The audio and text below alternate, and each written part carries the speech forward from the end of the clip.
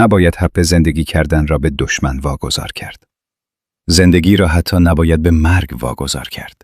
باید تا آخرین لحظه جنگید. نقل قولی از شخصی که گفته بود زندگی کردن بعد از 60 سالگی فایده ندارد. با عنوان یک نویسنده من باید به این نقل قول و موضوع آن بپردازم.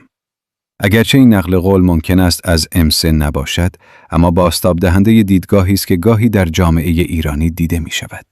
دیدگاهی که زندگی را محدود به دوره‌های خاصی می داند و از ارزش لحظات بعد از سنین میانسالی غافل است. این ایده که زندگی بعد از 60 سالگی فایده ندارد به شدت مرا ناراحت می کند. زندگی در هر مرحله‌ای ارزشمند است. هر روز فرصتی برای یادگیری، تجربه، عشق ورزیدن و کمک به دیگران است. سن فقط یک عدد است و نباید مانعی برای لذت بردن از زندگی باشد. شاید منظور امسه اگر این حرف را زده باشد این بوده که بعد از 60 سالگی انرژی و توانایی‌های جسمی کاهش می‌یابد و فرصت‌ها محدودتر می‌شوند. اما این به معنای پایان زندگی یا بیفایده بودن آن نیست. اتفاقاً این دوران می‌تواند فرصتی برای بازنگری، آرامش و لذت بردن از ثمره سالها تلاش باشد. از نظر من زندگی کردن یک حق است. دقیقاً به همین خاطر است که بشریت در همه جای دنیا حتی خودش را به خطر می‌اندازد، فردی یا جمعی، آشکار یا پنهان جدال می‌کند تا یک دنیای بهتری بسازد که حق داشته باشد بهتر زندگی کند. زندگی آزادانه با کرامت و در رفاه. شخصاً به این حرف شوپنهاور اعتقاد دارم. همان اراده معطوف به حیات یا همان will to live. یک لحظه از خودتان سوال کنید چرا بدن ما طوری برنامه ریزی شده که جلوی تپش قلب خودمان یا تنفس خودمان را نمیتوانیم بگیریم؟ چرا؟ ما میتوانیم چشمهایمان را ببندیم که نبینیم، دستمان را بی حرکت نگه داریم، لبهایمان را ببندیم که ننوشیم و نخوریم و خیلی چیزهای دیگر. چرا نمیتوانیم جلوی کارکرد قلبمان را بگیریم یا جلوی تنفسمان را؟ تپش قلب ما و گوارش و تنفس ما توسط بخشی از مغز کنترل میشوند که نیازی به تصمیم گیری آگاهانه ما ندارد. این یعنی اینکه بدن ما حتی در زمان خواب، بیهوشی یا غرق شدن در افکار به حفظ زندگی ادامه می‌دهد. حالا تصور کنید اگر نفس کشیدن یا تپش قلب دست خودمان بود چه می‌شد؟ با کوچکترین حواس پرتی، خواب‌آلودگی یا ناامیدی لحظه‌ای حیات بشر به خطر می‌افتاد. نسل بشر نابود می‌شد. طبیعت وجودی ما این اختیار را از ما گرفته تا از اشتباهات یا احساسات زودگذر ما پیشگیری کند. سیستم اضطراری تنفس ما طوری است که حتی اگر تلاش کنیم نفس خود را حبس کنیم، بعد از مدتی میزان دی اکسید کربن آنچنان در خون بالا می رود که افزایش آن مغز را مجبور می کند که یک فرمان سرفه یا دم عمیق اجباری صادر کند. یعنی غریزه بقا و حق زندگی در نهایت حتی بر اراده فردی غلبه می کند. بدن ما طوری برنامه ریزی شده که به طور سرسختانه‌ای طرفدار زندگی است، حتی زمانی که ذهن ما خسته یا ناامید باشد. به قول سپینوزا، یعنی وقتی ما تلاش می کنیم حق زندگی را بهتر کنیم، مبارزه کنیم، در واقع داریم با این نیروی اسید درون بدنمان همسو می شویم. در فرهنگ ایرانی ما با داستانهای زیادی از خرد و دانایی بزرگان روبرو هستیم که در سنین بالا به اوج خود رسیدند. حافظ، سعدی، مولوی و بسیاری دیگر آثار جاودان خود را در دوران کهولت خلق کردند. در فرهنگ و ادبیات و حماسه و مبارزات کردی هم همواره تلاش برای زندگی و آزادی جلوه‌گر بوده است. شاعران و نویسندگان بسیاری با زیبایی و لطافت خاصی این مفاهیم را به قلم آوردند.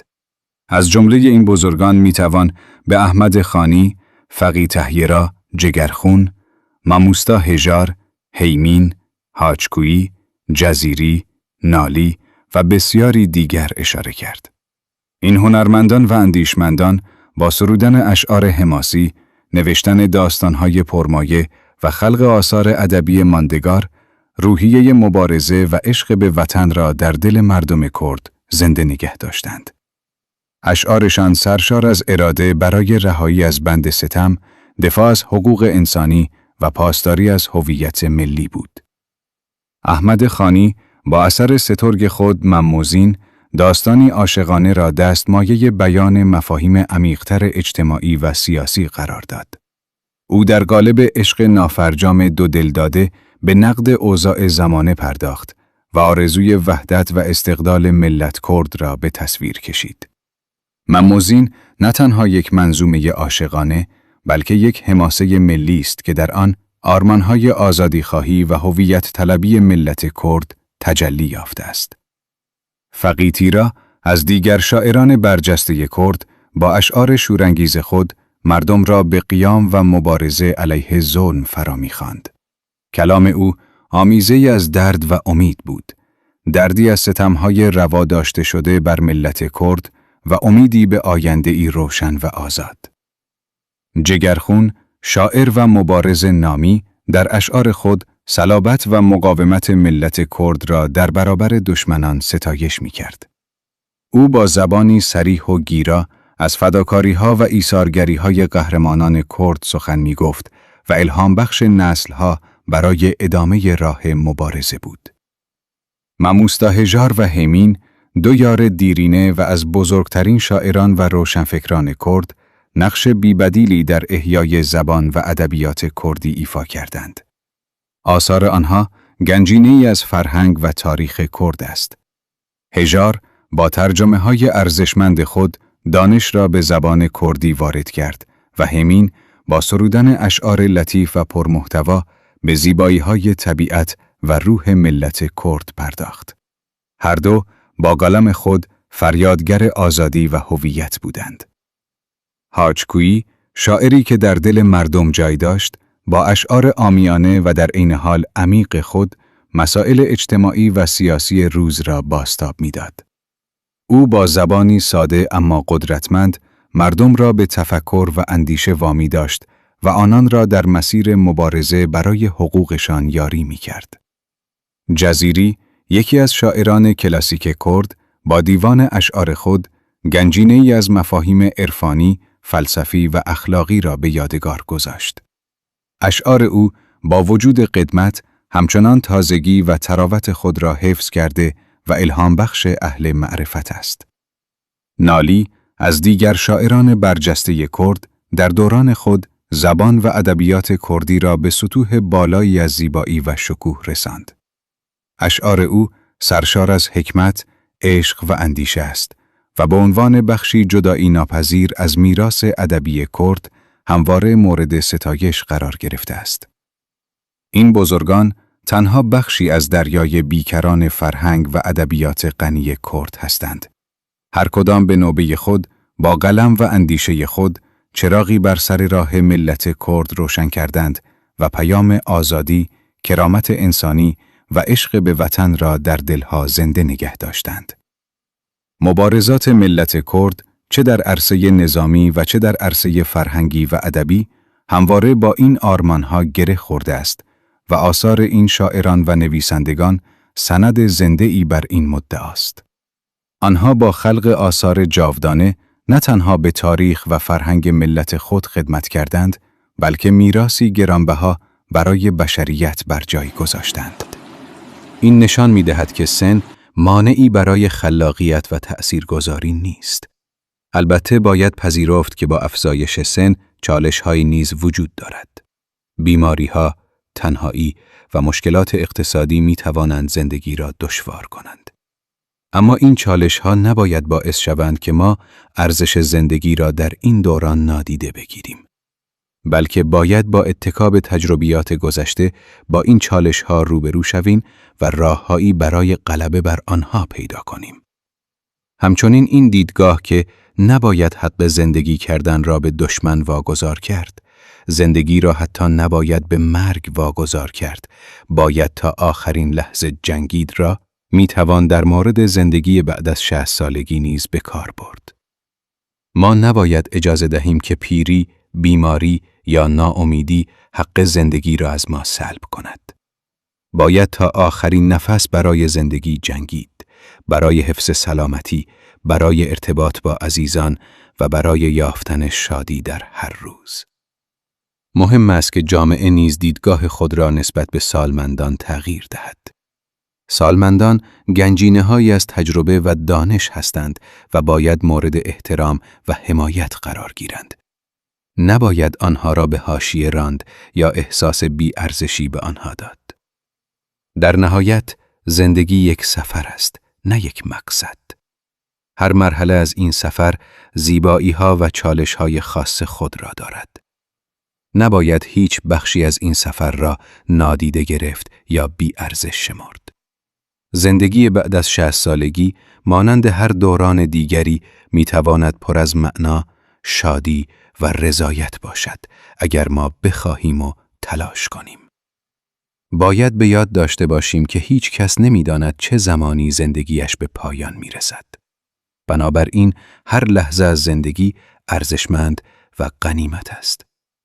نباید منتظر فرصت‌های خاص یا سنین خاصی برای زندگی کردن باشیم. زندگی همین حالا، در همین لحظه در جریان است.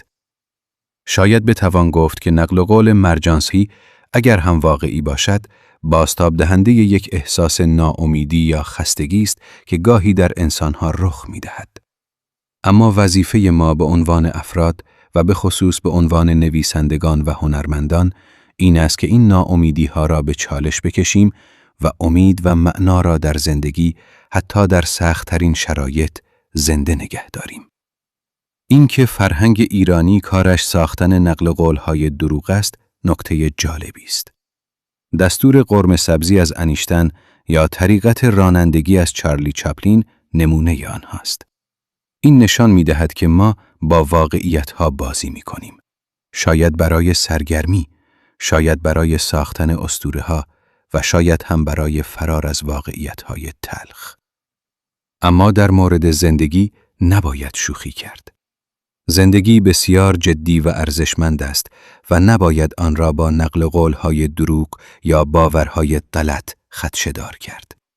باید به دنبال حقیقت بود، به دنبال معنا. به ویژه در این شرایط که زندگی مردم ما در ایران تحت حاکمیت جمهوری اسلامی از یک سو و مصائب ناشی از جنگ از سوی دیگر بسیار دشوارتر از قبل شده است، تلاش ما برای زندگی کردن و حق حیات هم بلاجرم سخت‌تر و گسترده‌تر و عمیق‌تر شده است. اتفاقاً نباید حق زندگی کردن را به دشمن واگذار کرد. زندگی را حتی نباید به مرگ واگذار کرد. باید تا آخرین لحظه جنگید.